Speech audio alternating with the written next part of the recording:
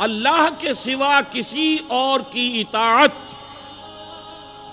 جس سے اللہ کی معصیت لازم آتی ہو، شرک۔ لا طاعت لمخلوق فی معصیت الخالق، مخلوق میں سے کسی کی اطاعت نہیں ہوگی یہ اس معاملے میں جس میں خالق کی معصیت لازم آ رہی۔ ہاں، خالق کے احکام کے اندر والدین کا حکم بھی مانو، اطاعت کرو،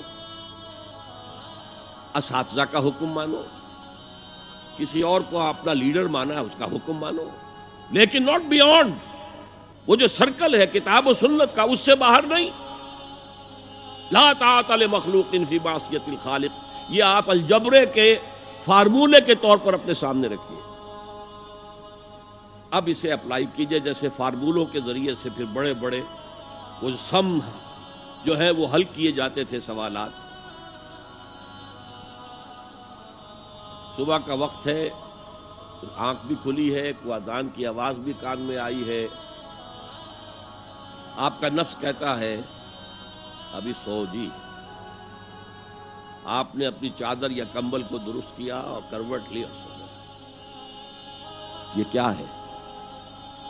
آپ نے کس کا حکم پیچھے پھینکا اور کس کا حکم مانا؟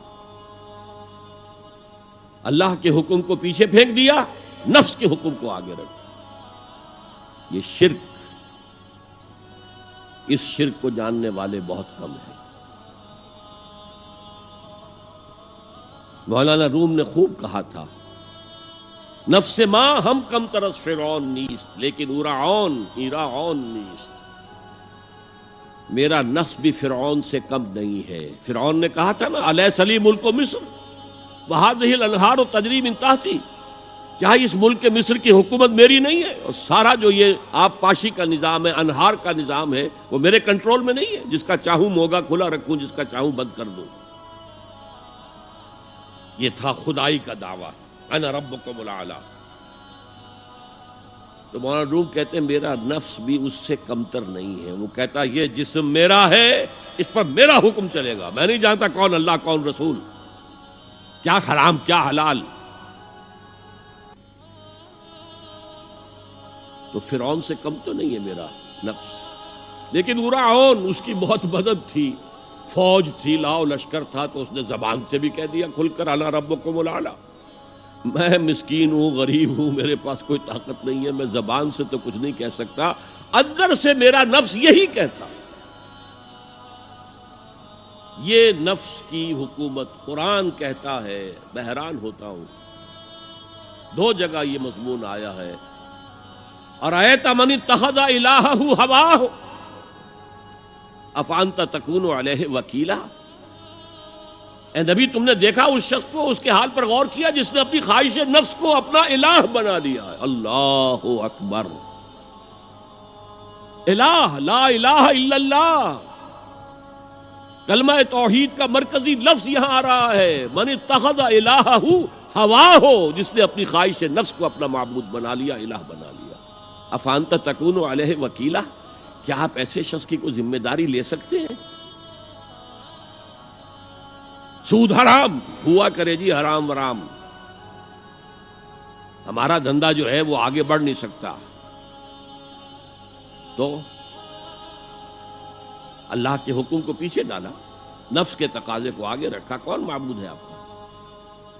نام عبداللہ رکھیے، نام عبد الرحمن رکھیے، ہے عبد النفس، نفس کے بندے، نفس کے غلام۔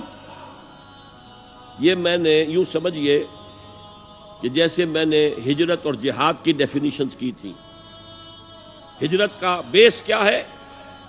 پوچھا گیا ایو الہجرت افضل یا رسول اللہ، اے اللہ کے رسول بتائیے سب سے اعلیٰ ہجرت کون سی ہے، افضل؟ فرمایا ان تہجر ما کرہ ربک، ہر اس چیز کو چھوڑ دو جو تمہارے رب کو پسند نہیں۔ آج رات ہی سے آپ ہجرت شروع کر سکتے ہیں۔ جائزہ لیجئے کیا کیا چیزیں میری زندگی میں خلاف شریعت ہے، جو اللہ کو ناپسند ہے، فیصلہ کیجئے کہ آج کے بعد نہیں ہوگی۔ ہجرت شروع ہو گئی، افضل الہجرہ، سب سے افضل ہجرت شروع ہو گئی۔ لیکن ٹاپ پر لے جائیے تو یہ ہجرت جب اللہ کے دین کو قائم کرنے کی جدوجہد اس مرحلے پر آ جائے کہ اب باطل کے ساتھ ٹکراؤ ہے اور اب چاہیے کہ ساری قوت ایک مرکز پر جمع ہو جائے، ہجرت فرض کر دی گئی، وہ ہجرت گھر بار چھوڑ کر، اہل و عیال کو چھوڑ کر، اور مکے کے بھیڑیوں کے رحم و کرم پر چھوڑ کر اپنے گھر والوں کو جو لوگ ہجرت کر کے آئے، حکم تھا۔ ہجرت مدینہ فرض تھی، ہجرت حبشہ فرض نہیں تھی، صرف اجازت تھی کہ جن سے سختیاں نہیں جھیلی جا رہی مزید وہ چلے جائیں۔